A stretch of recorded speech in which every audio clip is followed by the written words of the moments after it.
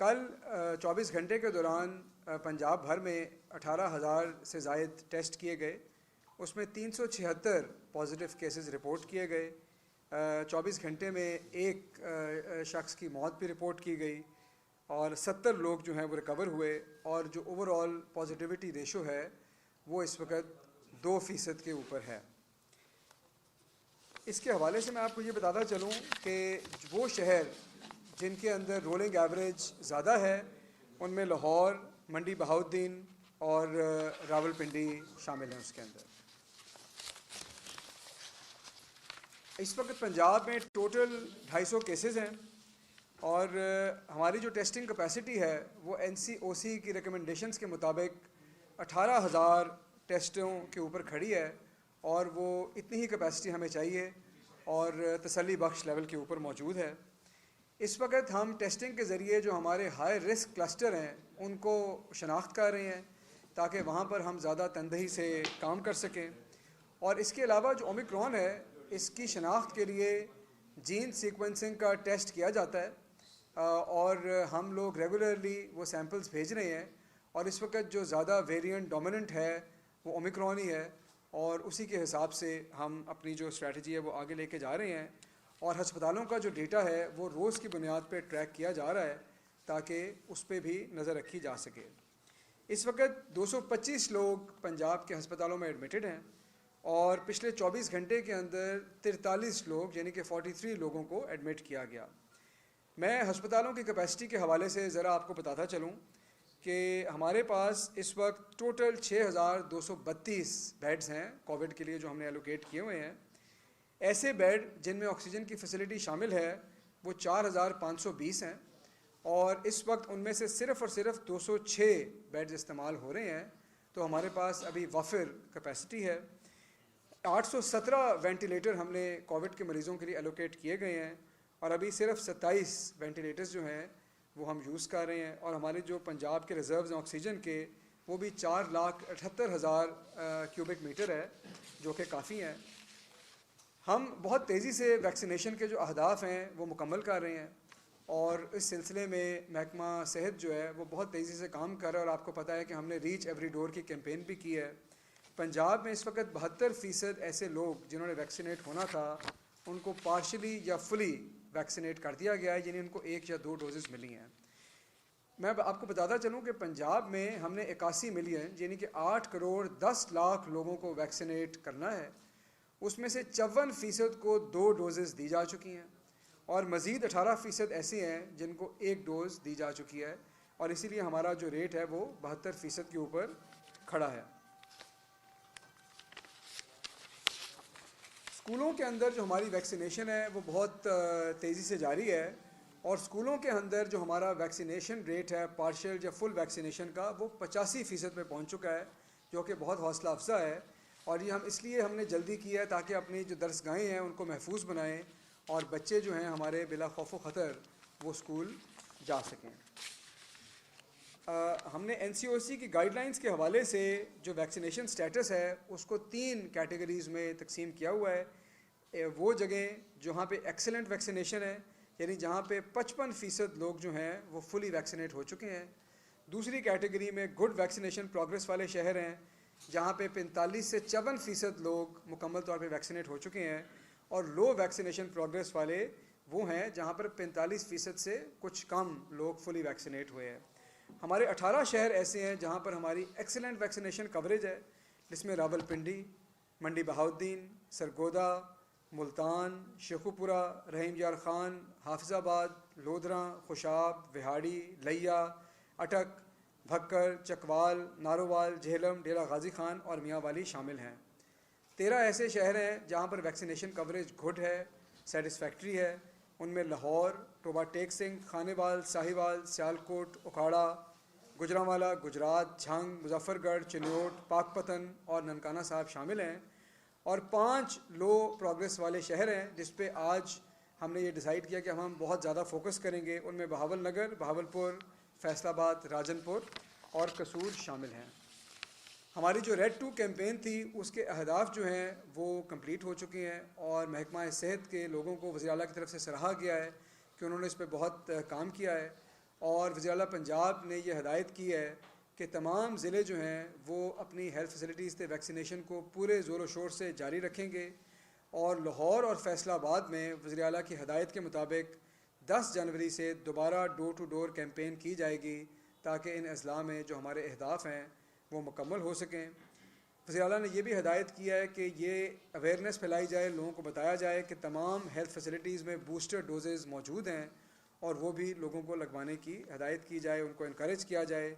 स्कूलों के अंदर वैक्सीनेशन जो है वो जारी रहेगी और जो हमारे सारी नॉन फार्मास्यूटिकल इंटरवेंशंस हैं, सोशल डिस्टेंसिंग है और जो चीज़ें हैं उनकी इन्फोर्समेंट को भी यकीनी बनाया जाएगा।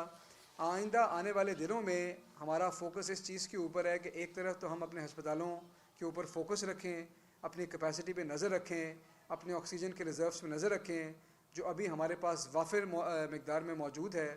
दूसरी तरफ हमने अपनी वैक्सीनेशन पे मज़ीद फ़ोकस करना है और हमने सिर्फ इस बात से खुश नहीं होना कि हम पाकिस्तान में सबसे आगे हैं, बल्कि हमने 100% कवरेज की तरफ जाना है। और तीसरे नंबर पे हमने सोशल डिस्टेंसिंग की तरफ जाना है।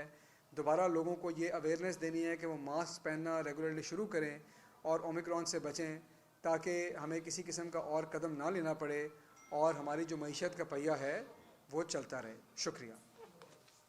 अच्छा, आपने ये जो एंडिंग की है इसी पे की है कि सोशल डिस्टेंस भी होना चाहिए, मास्क वगैरह भी सब, हम में से किसी ने भी एसओपीज़ पे अमल नहीं किया हुआ, क्या कहेंगे आप? जी, मैं समझता हूँ कि इसमें अब हुकूमत भी अपना किरदार जो है वो लेके आएगी, क्योंकि पाकिस्तान में अल्लाह के फजल से चीज़ें काफ़ी नॉर्मलाइज हो गई थी और वैक्सीनेशन बहुत हद तक बढ़ चुकी है और वैक्सीनेशन कराने वालों के दिलों में अमूमी तौर पे ये ख्याल होता है कि शायद अब उनको मास्क पहनने की ज़रूरत नहीं रही। तो अब हमने ये कोशिश करनी है कि इस पैगाम को दोबारा लोगों तक फैलाएँ। हमारा जो लाहौर डिवीज़न है, कमिश्नर लाहौर ने बहुत कोशिश की और बाहर से बहुत ज़्यादा मास्क हमें डोनेशन में भी आए हैं, उनको भी इस्तेमाल करेंगे, उनको फ्री तकसीम भी किया जाएगा पूरे पंजाब में। और इसके अलावा जो अवेयरनेस कैंपेन है उसको भी ज़ोरों शोर से शुरू किया जाएगा ताकि दोबारा लोगों का रुझान जो है वो इस तरफ आए और लोग जो है वो ख़ुद बचाव करें और इन जो SOPs हैं उस पर अमल दरामद करें। अच्छा साहब, ये बताइएगा कि 4 सरकारी यूनिवर्सिटीज़ हैं जिनके वाइस चांसलर के ये जो नाम भेजे गए हैं कमेटी को, वो जूनियर अफसरान हैं जिन पे जो सीनियर लोग हैं उन्हें मतलब इग्नोर किया गया है। तो दूसरी जानब जो नाम भेजे गए उनमें एक लाइब्रेरियन भी शामिल है। तो क्या कहेंगे तहरीक इंसाफ की हुकूमत को मेरिट का जो है वो एक मिलती है, तो यहाँ पे मेरिट कहाँ जाएगा? अच्छा देखिए, आप शायद एक मखसूस केस की बात कर रहे हैं, मैं उसके बारे में भी पता कर लूँगा, मेरे इल्म में उस केस की तफसीलात नहीं है। लेकिन मैं आपको एक बात वाज़े कर दूँ कि हमारी हुकूमत जो है वो मेरिट पे यकीन रखती है और हमारा जो मेरिट है वो है best man for the job, और उसमें तजर्बा भी आता है, उसमें काबिलियत भी आती है। और इसी नज़रिए को लेके, इसी असूल को लेकर अभी तक हमने तमाम रिक्रूटमेंट्स की हैं और इंशाल्लाह इसी को आगे लेके चलेंगे। अगर कहीं से समरी में ऐसे लोगों के नाम आएंगे जो कि क्वालिफाई नहीं होते तो ज़ाहिर है कि उसको स्क्रूटनाइज़ किया जाएगा और हम ये इंश्योर करेंगे कि मोस्ट क्वालिफाइड जो लोग हैं उनको ही अहम पोजीशंस और तमाम पोजीशंस पे लगाया जा सके जाए। अच्छा साहब, पीपल्स पार्टी सिंध के वज़रा जो है वो लाहौर में आके बैठे हुए हैं और ये दावा कर रहे थे कि पीपल्स पार्टी दोबारा पंजाब में अमर्ज हो रही है।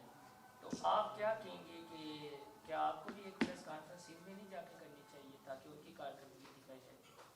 देखिए, पीपल्स पार्टी के लोग इस वक्त पंजाब में इसलिए आए हैं और इसलिए मार्च का ऐलान कर रहे हैं कि वो सिंध में जो अपनी नाकामियाँ हैं उनको छुपाना चाहते हैं।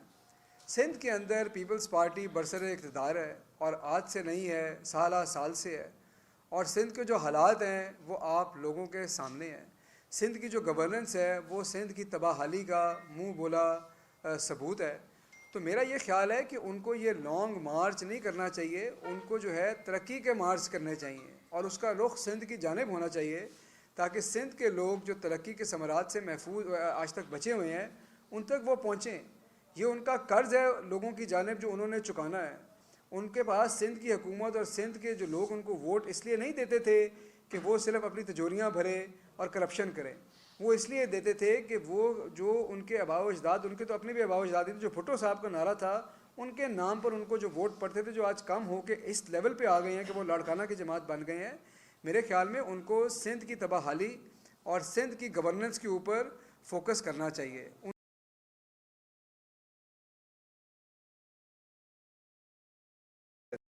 और मैं हैरान हूँ कि उनके ख्याल में उनके पीछे लोग निकलेंगे। क्या समझते हैं वो कि क्या ऐसी बुनियाद है, क्या ऐसा नारा है जिस पे बिलावल ज़रदारी साहब और उनके वालिद के कहने पे लोग उनके पीछे निकल के लॉन्ग मार्च करेंगे? उन्होंने इस मुल्क को क्या दिया है? जिस सूबे में उनकी हुकूमत है आखिर उन्होंने उसको वहाँ पे क्या दिया है? और ये लोग, मैं आपको बताऊँ कि पहले ये लोग इस्तीफ़ों से भागे थे, फिर ये लोग PDM से भागे थे, और ये आप देखेंगे कि ये लॉन्ग मार्च से भी भागेंगे। फॉरेन फंडिंग की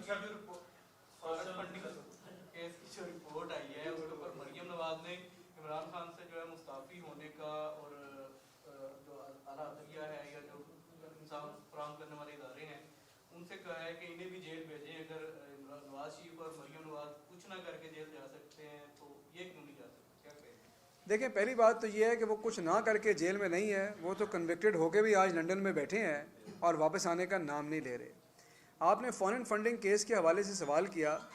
मैं समझता हूँ कि ये हमारी जो सियासत है उसकी बदकिस्मती है, और उसकी बदकिस्मती ये है कि पाकिस्तान तहरीक इंसाफ का पहले दिन से ये नारा था, ये बयान था कि ये जो दो जमातें हैं इन्होंने इस मुल्क की सियासत को खेल बना दिया है, ये मौरूसी सियासत करती हैं, ये करप्ट जमातें हैं और उनके ऊपर करप्शन के केसेस भी बने। और बजाय इसके कि उनका जवाब वो दें, बजाय इसके कि अपने ऊपर जो उठती हुई उंगलियां हैं उनके जवाब वो लोग दें, उन जमातों की पूरी तवज्जो इस बात पे मरकूज़ है कि इमरान खान साहब की ज़ात के ऊपर उनको कोई एतराज़ मिल जाए। अच्छा, इमरान खान साहब के बारे में पूरा मुल्क जानता है कि वो एक ईमानदार आदमी है और अल्हम्दुलिल्लाह उनके बारे में कोई चीज़ है ही नहीं, तो इसलिए उनको कभी मिलेगी नहीं। लेकिन उनके बयानिए की आप बदकिस्मती ये देखें कि बजाय कि वो अपनी करप्शन के जवाब दें, वो ये जाहिर करना चाहते हैं कि हम पे जो बात उठा रहा है, हमने उस शख्स के ख़िलाफ़ भी कोई एतराज़ ढूंढ लिया तो हम अगर करप्ट भी हैं तो क्या हुआ। ये इस मुल्क का सियासी बयानिया है और वो समझते हैं कि इस बयानिए की वजह से लोग उनको वोट देंगे। भाई, आप अपने जवाब दें जो आपके ऊपर उठे हैं।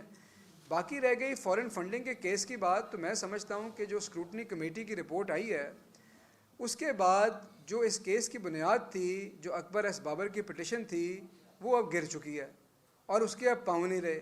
उसकी वजह यह है कि उन्होंने एक स्पेशल ऑडिट रिपोर्ट को हवाला बनाया था और उसके अलावा बाकी इंटरनेट से डाउनलोडेड डॉक्यूमेंट थे, और रिपोर्ट में बड़ा वाज़े तौर पे ये कह दिया गया कि ये रिपोर्ट एडमिसिबल नहीं है, इस रिपोर्ट पे दस्तखत नहीं हुए, इसको स्पेशल ऑडिट रिपोर्ट नहीं कहा जा सकता।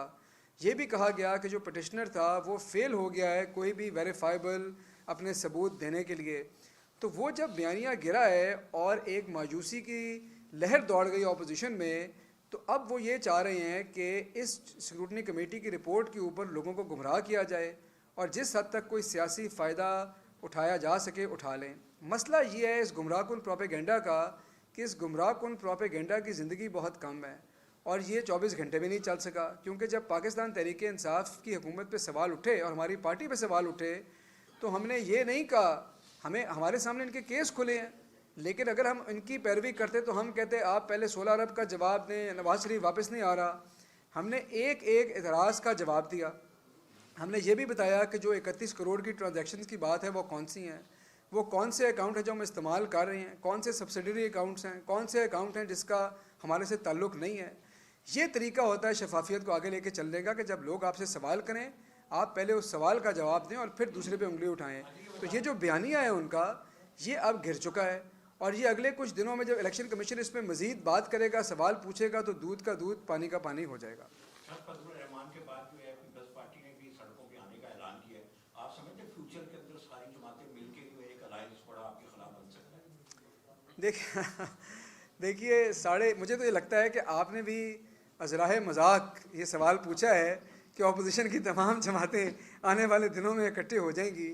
देखिए 3.5 साल से ज़ायद का अरसा इस हुकूमत को गुजर चुका है और ये बुलंदो बांग दावों और नारों के साथ इकट्ठे हुए थे, एक कश्ती के मुसाफिर थे और चले थे समुंदर पार करने, और बारी बारी करके तमाम मुसाफिर जो हैं इस कश्ती से छलांग लगाते गए हैं। लेकिन ये ऐसे मुसाफिर हैं कि कश्ती में छलांग लगाने से पहले कश्ती में सुराख करके उतरते हैं ताकि जो बाकी मानदा मुसाफिर है वो भी जल्द डूब जाएं। तो कश्ती के आधे मुसाफिर उतर चुके हैं, आधे जो हैं वो कश्ती को बचाने में मसरूफ़ हैं।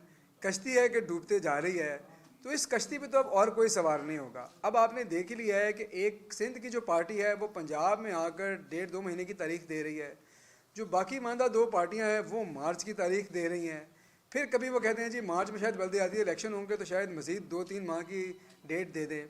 तो ये इकट्ठे नहीं होंगे, ये इकट्ठे सिर्फ तब होंगे जब इनका मुफाद इकट्ठा होगा, और ये इनका मुफाद इक़्तिदार है। अभी उनको ये पता है कि हम अलग अलग रह के शायद हमें किसी को डील मिले, किसी को ढील मिले।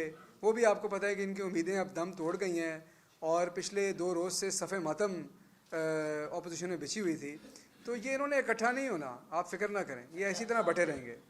जहांगीर तरीन ने कल कहा है ख्वाजा साद रफीक की बेटी की शादी के मौके पर कि उनका जो जहाज़ है अब किसी और जानिबी लैंड कर सकता है।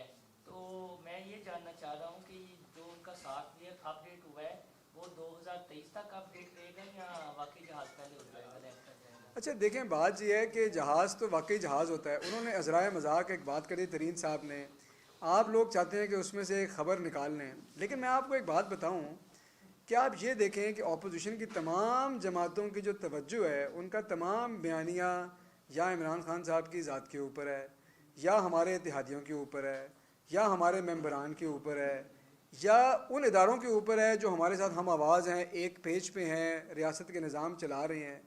उनका अपना बयानिया कहाँ है? उन्होंने अवाम के लिए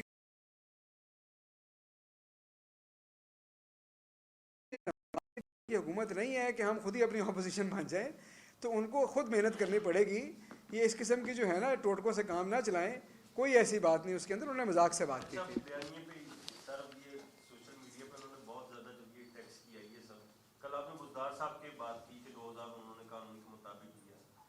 खान साहब के हवाले से भी एहसन इकबाल ने बहुत ज़्यादा उस चीज़ को लिया कि उन्होंने 2018 में वो 2 लाख समथिंग टेस्ट देते हैं टैक्स, और 2019 में वो 98 लाख देते हैं। तो वो कौन सी आमदन है जिसमें उन्होंने इतना इनकम टैक्स दिया, वो कहेंगे ज़रा। अच्छा देखिए, ये जब खान साहब के टैक्स के ऊपर सवाल उठा तो पहली बात तो ये वाज़े हो गई कि जो लोग ये सवाल उठा रहे हैं उनको टैक्स कवानीन की कोई शुद्ध-बुद्ध नहीं, उनको शायद ये भी नहीं पता कि टैक्स रिटर्न देखने में कैसा होता है, और अगर उनको पता होता तो वो ऐसे जो हैं मज़ाक़ खेज़ बातें ना उठाते। जिन लोगों ने कुछ छुपाना होता है, जिनकी इनकम्स अनडिक्लेयर्ड होती हैं, वो उसके ऊपर टैक्स नहीं देते। टैक्स दिया जाता है वाइट इनकम के ऊपर, टैक्स दिया जाता है जस्टिफाइबल इनकम के ऊपर, एक बात है। दूसरी बात यह है कि जब आप ऑनलाइन जाकर टैक्स का रिटर्न भरते हैं तो आप तमाम इनकम हर चीज़ देते हैं। आप वहाँ पर एक फ़िगर नहीं दे देते कि जी मेरी मर्ज़ी है, हसान खबर का आज दिल कर रहा है मैं तो जी 5,000 टैक्स दूंगा, आप कहेंगे जी मैं 50,000 दूंगा, ये कहेंगे जी 2 लाख देंगे। ऐसे नहीं होता। आप अपने तमाम अखराजात, अपनी आमदनी, हर चीज़ लिखते हैं, फिर आपका एक एप्लीकेबल टैक्स रेट होता है, उसके ऊपर जो आपका टैक्स बनता है वो आप देते हैं, और टैक्स रिटर्न के अंदर उसको प्रॉपर्ली डिस्क्लोज़ करते हैं। इमरान खान साहब के ऊपर जो लायबिलिटी बनी उनके इनकम के हिसाब से उन्होंने दे दी। ये कोई ऐसी इनकम तो नहीं है जो उन्होंने अनडिक्लेयर की, उस पर टैक्स दिया है। मैंने उनका खुद रिटर्न नहीं देखा, लेकिन ये बात वाज़ेह है। तो मैं आपको बता रहा हूँ ना कि आप इनकी सर तोड़ कोशिश है कि खान साहब की ज़ात के हवाले से इनको कोई एतराज़ मिल जाए, लेकिन वो आर्गूमेंट का लेवल गिरते गिरते गिरते गिरते अब यहाँ तक कहाँ पहुँचा है कि वो कह रहे हैं कि मुल्क का वज़ीर-ए-आज़म टैक्स क्यों दे रहा है। मुल्क का वज़ीर-ए-आज़म इसलिए टैक्स दे रहा है कि वो टैक्स कवानीन की पाबंदी करता है, वो आपके मुल्क से मोहब्बत करता है, उसके तमाम असासे इस मुल्क के अंदर हैं। वो लंदन में बैठ के पंजाब और पाकिस्तान की सियासत पे का राज करने का ख्वाब नहीं रखता। जी, क्योंकि टैक्स की बात हो रही है तो एक बहुत बड़ी अचीवमेंट हुकूमत पंजाब के सामने आई है कि 6 माह के अंदर अंदर जो शराब वगैरह के लाइसेंस दिए गए हैं, तकरीबन 70 करोड़ पे जो है वो ज़्यादा आमदन हुई है। तो इस तरह के मामले में तो आमदन ज़्यादा हो जाती है, दूसरे मामलों में टैक्स क्यों नहीं आवाम देती और हुकूमत क्यों नहीं तवज्जो देती? हम आपको जो हमारे रेवेन्यू के बड़े ज़राए हैं उसमें हमारी पंजाब रेवेन्यू अथॉरिटी है जो sales tax on services collect करती है, शानदार उसकी परफॉर्मेंस है। हमारे बोर्ड ऑफ रेवेन्यू की परफॉर्मेंस बहुत ज़्यादा है, और आपको मैं एक दिन लेके भी गया था। इसी तरह अर्बन इमूवेबल प्रॉपर्टी टैक्स के हवाले से जो हमारा एक्साइज डिपार्टमेंट है उसकी जो कोशिशें हैं वो भी काबिल कदर हैं। आपको एक दिन जाके दिखाएंगे कि कहाँ कहाँ रेवेन्यू इकट्ठा हो रहा है, ताकि आपकी तवज्जो जो है कुछ मखसूस चीज़ों पे रहती है, तो उसको भी हट के जो हमारे असल रेवेन्यू के ज़राए हैं वहाँ पे आना चाहिए। शुक्रिया जी।